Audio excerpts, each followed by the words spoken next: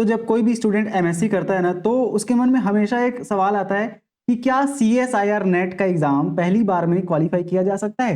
First attempt में CSIR net qualify किया जा सकता है क्या? तो बिल्कुल ये एग्जाम कोई बहुत बड़ा रॉकेट साइंस तो है नहीं कि बार बार आपको पढ़ना पड़ेगा इसके लिए। बिल्कुल एक बार में क्वालिफाई किया जा सकता है। तो आज के इस वीडियो में exactly step by step process देखेंगे, जिसको फॉलो करके आप एक ही बार में फर्स्ट अटेम्प्ट में सीएसआईआर नेट का एग्जाम क्वालिफाई कर सकते हैं और अच्छे रैंक के साथ, जेआरएफ के साथ। लेकिन सबसे पहले हमको जानने की जरूरत यह है कि किस अटेम्प्ट को फर्स्ट अटेम्प्ट बोलेंगे। क्या आप पहली बार एग्जाम दे रहे हैं उसी अटेम्प्ट को फर्स्ट अटेम्प्ट बोलेंगे?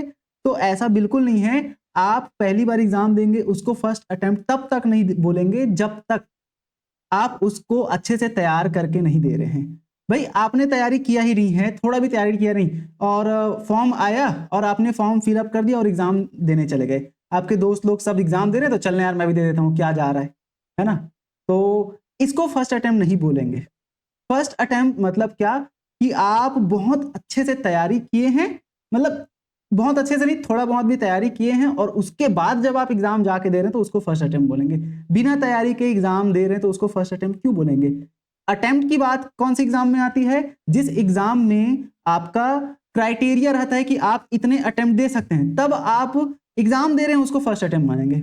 लेकिन सीएसआईआर नेट को आप कितने भी बार दे सकते हैं, जीवन पर्यंत हमेशा दे सकते हैं, है ना? तो इसमें कोई अटेम्प्ट की बात नहीं आती। पर पहला अटेम्प्ट आप उसी को मानेंगे जिस अटेम्प्ट में आप तैयारी करके एग्जाम देंगे। ठीक है, तो अब क्या स्टेप है जिनको फॉलो करके आप अच्छे से अपनी तैयारी कर सकते हैं और एक ही अटेम्प्ट में, पहली बार में, है ना? कई लोग क्या होता है कि तैयारी किए, एग्जाम दिए, नहीं निकला, फिर तैयारी किए, फिर एग्जाम दिए, नहीं निकला। अरे लोग मतलब 10-10 साल तक एग्जाम दे रहे हैं, है ना, इसी एग्जाम को, सीएसआईआर नेट को। तो ये नहीं करना है हमको। एक बार अच्छे से बैठ के समझना है पहले एग्जाम को, उसके बाद फिर तैयारी करना है, तब जाके एग्जाम देना है और एक ही बार में फिर एग्जाम निकाल लेना है। ठीक है, तो देखते हैं कैसे, किन तरीकों को आप फॉलो करके इस एग्जाम को एक ही बार में निकाल सकते हैं। ठीक है, देखो आप कोई भी एग्जाम देते हैं ना, तो सबसे पहली चीज आपके सामने आती है कि भाई उस एग्जाम को आपको समझना होता है। ठीक है, अंडरस्टैंड द एग्जाम पैटर्न। ठीक है, एग्जाम का पैटर्न क्या है उसको आपको बहुत अच्छे से समझना होता है। क्या सिलेबस है, क्या पैटर्न है, कैसे क्वेश्चंस पूछे जाते हैं, किन टॉपिक से ज्यादा क्वेश्चन आते हैं, है ना, कितना वेटेज है, कितना सिलेबस, सब चीज आपको जानना होता है। एग्जाम स्ट्रक्चर को सबसे पहले आपको जानना होता है। एग्जाम स्ट्रक्चर का मतलब क्या है कि उस एग्जाम में कितने सेक्शन होते हैं। तो जैसे कि सीएसआईआर नेट में हम लोग, हालांकि ये जो स्टेप है और ये जो प्रोसेस है वो हर एक सब्जेक्ट के लिए, लाइक सीएसआईआर में 5 सब्जेक्ट होते हैं, है ना, maths, chemistry, physics, biology and earth science. तो ये पांचों सब्जेक्ट के लिए ये एप्लीकेबल रहेगा। लेकिन हम लोग बायोलॉजी को, लाइफ साइंस को मेन मानते हुए यहाँ पर हम लोग देखेंगे। ठीक है, तो भाई 3 सेक्शन होते हैं, सेक्शन ए, सेक्शन बी और सेक्शन सी। सेक्शन ए जो होता है वो क्या होता है? मैथ्स होता है, इसमें जनरल एप्टीट्यूड होता है ना, एप्टीट्यूड। ठीक है, सेक्शन ए में एप्टीट्यूड होता है। सेक्शन बी में आपके डायरेक्ट वाले क्वेश्चन होते हैं। जैसे लाइफ साइंस की बात हो रही है तो डायरेक्ट वाले क्वेश्चन होते हैं। बहुत लंबा चौड़ा क्वेश्चन नहीं होता है। आपको क्वेश्चन पूछेगा, 4 ऑप्शन दिया जाएगा और पता है तो बनेगा, नहीं पता है तो नहीं बनेगा, ऐसा वाला क्वेश्चन। सेक्शन सी में थोड़े लॉन्ग क्वेश्चन होते हैं, बड़े क्वेश्चन होते हैं। ठीक है, सेक्शन बी में शॉर्ट क्वेश्चन, सेक्शन सी में लॉन्ग। अच्छा, मैं कलर चेंज कर लेता हूं, कौन सा कलर लें? ठीक है, सेक्शन सी में कैसे होते हैं? लॉन्ग क्वेश्चन होते हैं। लॉन्ग क्वेश्चन मतलब क्या कि ये थोड़े एक्सपेरिमेंटल टाइप के क्वेश्चंस होंगे, बड़े क्वेश्चंस होंगे, स्टेटमेंट वाइज वाले क्वेश्चन ज्यादा आपको दिखेंगे यहाँ पर सेक्शन सी में, है ना? तो ये सेक्शंस है। आपको इसमें मैथ्स की भी तैयारी करनी होती है। ठीक है, बहुत ज्यादा मैथ्स नहीं आता है ना, थोड़े बेसिक मैथ्स आते हैं, 9th 10th 6th 7th 8th वाले मैथ्स। अब मार्किंग स्कीम आपको ध्यान में देना होता है हर एक एग्जाम के लिए कि कौन से सेक्शन से, कौन से पार्ट से, part A, part B, part C से, कौन से पार्ट से कितने मतलब कितने मार्क्स के क्वेश्चन पूछे जाते हैं। तो सेक्शन ए में आपको ध्यान रखना है। अच्छा, एग्जाम स्ट्रक्चर में यहां पर ना मैं क्वेश्चंस लिख देता हूं। ठीक है, लाइफ साइंस की बात हो रही है तो लाइफ साइंस में ना मैथ्स पूछा जाएगा और यहां पर मैथ्स के 20 क्वेश्चन होंगे जिसमें से आपको अटेम्प्ट करना है, ऐसे लिखते हैं, 15 अटेम्प्ट करना है आउट ऑफ 20। ठीक है, और सेक्शन बी में आपको अटेम्प्ट करना है, यहां पर आपको अटेम्प्ट करना होता है, लाइफ साइंस की बात हो रही है, तो यहाँ पर आपको 35 अटेम्प्ट करना है आउट ऑफ 50 क्वेश्चन, ठीक है। अलग अलग सब्जेक्ट में ये पैटर्न अलग अलग हो सकता है। और अगर सेक्शन सी की बात करते हैं तो ये होता है आपका 25 अटेम्प्ट करना होता है आउट ऑफ 75, ठीक है। 75 क्वेश्चन में आपको 25 अटेम्प्ट करना होता है, ठीक। अब मार्किंग स्कीम की बात करते हैं तो भाई सेक्शन ए में 15 क्वेश्चन है, 15 इंटू 2, तो ये होता है 30 मार्क्स का, है ना। एक क्वेश्चन 2 नंबर का होगा, ठीक है, एक क्वेश्चन 2 नंबर का होता है। और वैसे ही बी में आपका 35 क्वेश्चन पूछा जाता है और 2 नंबर का होता है, तो ये आपका हो गया 70 मार्क्स का हो गया।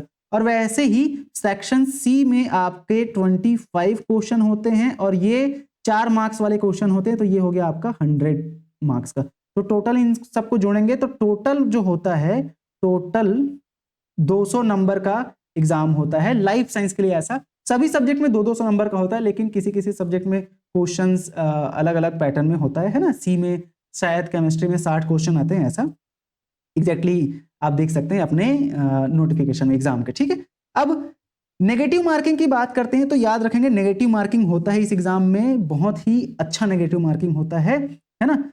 0.25 नेगेटिव मार्किंग होता है यहाँ पर, है ना।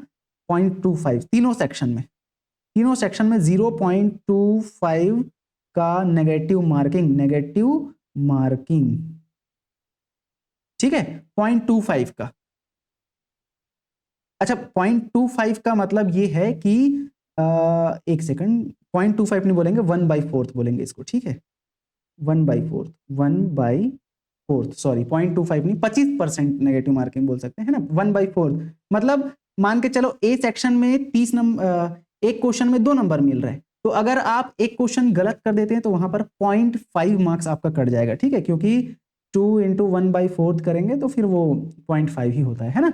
और बी में भी 1/4 और सी में भी 1/4, तो सी में एक क्वेश्चन सही किए 4 नंबर मिलेगा, लेकिन एक क्वेश्चन गलत किए तो आपका 1 नंबर कट जाता है, ठीक। ये रहा, तो इसको समझना होता है। अच्छा, वेटेज ऑफ द टॉपिक, ये भी आपको समझना होता है कि भाई किस टॉपिक से सबसे ज्यादा क्वेश्चंस पूछे जाते हैं, किस यूनिट से सबसे ज्यादा क्वेश्चन पूछे जाते हैं, ये आपको कैसे पता चलेगा। तो ये आपको पता चलेगा PYQs से। PYQ को जब एनालाइज करेंगे ना तो आपको पता चल जाता है। और इसके लिए तो भाई मैं एक पूरा सीरीज बना लिया हूँ, प्लेलिस्ट आप देख सकते हैं, बायोलॉजी मतलब CSIR नेट के लिए very most important topic from all the units, है ना। तो वो आप प्लेलिस्ट देख सकते हैं, इंपॉर्टेंट टॉपिक CSIR नेट के लिए। वहां पर हर एक यूनिट में मैंने बताया कि कौन से टॉपिक्स इंपॉर्टेंट है, जिसको आप जाके देख सकते हैं, चैनल में डला हुआ है, ठीक है। दूसरा आता है कि नो यूर सिलेबस। आपको किसी भी एग्जाम की तैयारी करें, आप अपने सिलेबस को बहुत अच्छे से जानना होता है, ठीक है। तो भाई आप सिलेबस अच्छे से आपको पता होगा कि क्या सिलेबस है, किस सब्जेक्ट से मतलब किस यूनिट से कितने क्वेश्चन पूछे जाते हैं, तभी तो आप उस एग्जाम को निकाल पाओगे। तो आपको सिलेबस को पहले प्रिंट करा लेना है। दूसरा क्या, आपको सिलेबस को डिवाइड कर देना है टाइम के अकॉर्डिंग, कि मान के चलो आप जून वाले को प्रिपेयर कर रहे हो, है ना। अगला जो 2025 में जून का एग्जाम हो रहा है ना, जून में एग्जाम होगा। ये वैसे जून जुलाई में ही होगा, ठीक है। तो मान के चलो आपके पास अभी 7 महीने हैं या 6 महीने मान के चलो, ठीक है, 6 महीने हैं। तो सिलेबस को आपको पूरा डिवाइड कर देना है ना। आपको अपनी कैटेगरी के हिसाब से ये देखना है कि कितने मार्क्स आपको लाने हैं, ठीक है। प्रीवियस जो कट ऑफ है उसके हिसाब से कितने मार्क्स लाने हैं, उसके हिसाब से आपको ना पूरा सिलेबस को डिवाइड कर देना है कि भाई मेरे पास 6 महीने हैं और इस 6 महीने में मेरे को इतने सिलेबस को पढ़ डालना है। तो इस 1 महीने में मेरे को 2 यूनिट 3 यूनिट ऐसे अपने सिलेबस को डिवाइड करना है। दूसरा क्या, इंपॉर्टेंट टॉपिक्स पे आपको ज्यादा ध्यान है। हालांकि आपको सिलेबस को पूरा पढ़ना है, जितना नंबर लाना है उस हिसाब से आपको सिलेबस पूरा पढ़ना है, ठीक है। ये मैं वैसे कैटेगरी वाइज बता दूंगा कि अगला एक और वीडियो बना के बताऊंगा आपको कि कितने यूनिट में आपका सिलेक्शन हो जाना है, ठीक है। चलो, तो भाई ये तो हो गया कि आपको अपने इंपॉर्टेंट टॉपिक्स पे ध्यान देना है एग्जाम, क्योंकि फर्स्ट अटेम्प्ट में निकालना है आपको। और आपका ये नहीं होना चाहिए कि मेरे को भाई टॉप करना है एग्जाम में, मेरे को इतना नंबर चाहिए, इतना नंबर आ जाएगा, मेरा क्वालिफाई हो जाएगा, ठीक है। ये अब तीसरा आता है कि आपका जो स्टडी प्लान है ना वो बहुत स्मार्ट होना चाहिए, क्योंकि आजकल क्या हो रहा है ना, एग्जाम का पैटर्न बहुत बदल गया है भाई, ठीक है। एग्जाम का जो पैटर्न है इस तरीके से कि हाई लेवल के क्वेश्चंस आ रहे हैं आजकल, ठीक है। मल्टीपल स्टेटमेंट वाले क्वेश्चंस आजकल थोड़े घुमा के पूछते हैं, असर्शन रीजन वगैरह। तो इसलिए आपको भी अपनी जो स्टडी प्लान है ना वो स्मार्ट तरीके से प्लान करनी होती है। आपको create a proper time table. देखो, क्योंकि जब तक आप टाइम टेबल नहीं बनाओगे आपकी पढ़ाई ढंग से होगी ही नहीं। टाइम टेबल बनाओगे कि भाई मेरे को एक दिन में 10 से 12 घंटे पढ़ने हैं तो पढ़ने ही हैं, बाकी उसके बाद जो बचा टाइम उसमें बाकी काम करना है, ठीक है। डेली आपके गोल होने चाहिए, और रिवीजन तो भाई हर एक एग्जाम का ब्रह्मास्त्र होता है। आप रिवीजन नहीं करोगे तो जो भी पढ़ोगे सब भूल जाओगे, इसलिए रिवीजन मोस्ट इंपॉर्टेंट होता है ना। और डेली गोल्स आपके होने चाहिए कि मेरे को आज इस टॉपिक को खत्म करना है तो करना है। ये आपको बेसिकली ऐसी स्टडी मटेरियल को चूज करना होता है जो ऑथेंटिक होता है। अगर आप CSIR नेट की तैयारी कर रहे हैं लाइफ साइंस के लिए तो सबसे मोस्ट होता है इंपॉर्टेंट पाथ फाइंडर। आप पाथ फाइंडर की बुक पढ़ डालो, गारंटीड है JRF कहीं नहीं गया है आपका, ठीक है। लेकिन इस बुक को अच्छे से पढ़ना होता है आपको, ठीक है। और पाथ फाइंडर की बुक प्लस PYQ इतना कर लिए ना काफी है। कोचिंग इंस्टीट्यूट से कर रहे हो वो भी अच्छी बात है ना। हमारा खुद का CSIR नेट का अभी से वो चल रहा है, ऑफर चल रहा है, ठीक है। तो यहाँ पर आप कॉल कर हमारे ऑफर को ले सकते हैं। 44902 इस नंबर पे आप कॉल कर सकते हैं या व्हाट्सएप कर सकते हैं। और हमारा जो कोर्स है CG सेट तथा CSIR नेट का उसको आप परचेस कर सकते हैं, ठीक है। बहुत सारे लोग इसको पढ़ के अभी CSIR नेट निकाल रहे हैं। अब आता है कि प्रैक्टिस PYQ, आपको प्रैक्टिस करना होता है PYQ को। जब तक आप PYQ प्रैक्टिस नहीं करेंगे तब तक आपको पता नहीं चलेगा कि कैसे क्वेश्चंस पूछे जाते हैं, और आपका इस समय किस लेवल की तैयारी आपकी हुई है, कितने गड्ढे में है, कितने पानी में है, ये आपको पता चलता है PYQ से।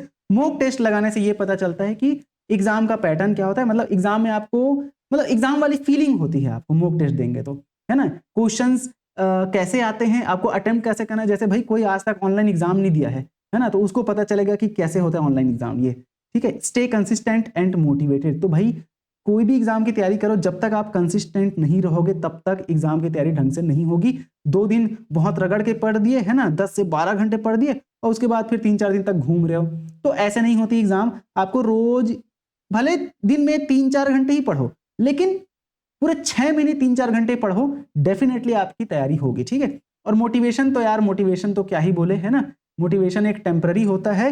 अल्टीमेटली आपके लाइफ का एक गोल होना चाहिए कि भाई मेरे को इस डेट तक ये गोल अचीव कर लेना है, तो उसमें मोटिवेशन की जरूरत नहीं होती। मोटिवेशन चाहिए तो यार आप माँ बाप को देख लो, कितना स्ट्रगल कर रहे हैं आपको पढ़ाने के लिए और कितनी मेहनत किए हैं, तो उन लोग के आंख में खुशी देखना चाहते हो तो बिल्कुल आप पढ़ाई करोगे, ठीक है। बाहर से कोई एक्सटर्नल मोटिवेशन नहीं होता है, कोई दे देगा नहीं आपको मोटिवेशन कि भाई ले ये मोटिवेशन ले और पढ़ करके, ठीक है। अंदर से इंस्पिरेशन आपको लाना होता है। जिंदगी में अपने गोल्स क्लियर करने होते हैं कि भाई मेरे को ये चीज चाहिए और इस चीज के लिए मैं इस चीज को पाने के लिए मेरे को जो करना पड़े वो मैं करूंगा, ये आपका एम होना चाहिए। बाकी तो फिर बहुत सारे मोटिवेशनल गुरु बैठे हुए हैं, मोटिवेशनल बाबा बैठे हुए हैं, है ना, तो उनको भी आप देख सकते हैं अगर आपको इंस्टेंट मोटिवेशन चाहिए तो, ठीक है भाई। चलो, तो मैं उम्मीद करूंगा ये सारे स्टेप्स।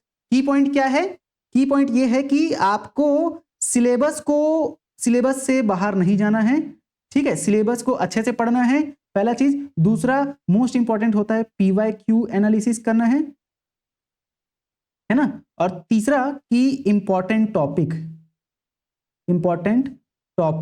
ये बहुत इंपॉर्टेंट। अच्छा, इंपॉर्टेंट टॉपिक क्यों? क्योंकि भाई PYQ देखने से ये पता चलता है कि किस टॉपिक से ज्यादा क्वेश्चंस पूछे जाते हैं, और इसके लिए चैनल में भी वीडियो डाला हुआ है इंपॉर्टेंट टॉपिक्स का, हर यूनिट का, है ना, तो वो आप जाके देख सकते हैं। तो यहाँ पर इंपॉर्टेंट टॉपिक से आपको पता चलेगा कि भाई ये टॉपिक को मेरे को ज्यादा फोकस करना है। और चौथा ये होता है कि आपको ना टॉपर बनना नहीं है, आपको एग्जाम क्वालिफाई करना है, तो अपनी कैटेगरी के अनुसार कितना मार्क्स लाना है वो आपको देखना होता है कि मेरे को इतना मार्क्स चाहिए, इतने के लिए मेरे को, मान के चलो आप ST कैटेगरी से हैं तो आपको 6 यूनिट अच्छे से पढ़ लेते हैं ना, अच्छे से, लेकिन तो आपका एग्जाम क्वालिफाई होने से कोई नहीं रोक सकता है। SC से हैं तो 8 यूनिट पढ़ लें, 7 से 8 यूनिट बिल्कुल। और OBC से है तो आप पढ़ सकते हैं 9 यूनिट पढ़ लिए ना बहुत अच्छे से, तो गारंटी है। और जनरल में है तो 10 यूनिट पढ़ना पड़ेगा भाई आपको, ठीक है। 10 यूनिट देख सकते हो, 9 यूनिट में भी होने के चांसेस है, लेकिन 9 यूनिट बहुत अच्छा होना चाहिए आपका, ठीक है। चलो, तो इस तरीके से आप अपना एग्जाम पहले ही अटेम्प्ट में क्वालिफाई कर सकते हैं। मोस्ट इंपॉर्टेंट होता है क्या, टाइम मैनेजमेंट है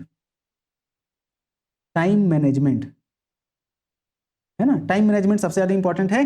6 महीने हैं अगर आपके पास तो 6 महीने में पूरे सिलेबस को डिवाइड कर दो, ठीक है। और रिवीजन ये भी बहुत इंपॉर्टेंट होता है, ठीक है।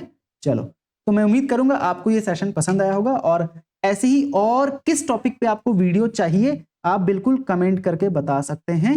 बिल्कुल आपके कमेंट के अकॉर्डिंग अगला वीडियो आपको मिल जाएगा। ठीक है, चलो भाई, तो मिलते हैं नेक्स्ट वीडियो में। आप अपनी तैयारी करते रहें, अच्छे से पढ़ते रहें, कोई भी डाउट आता है आप कमेंट करके पूछ सकते हैं। ठीक है, धन्यवाद।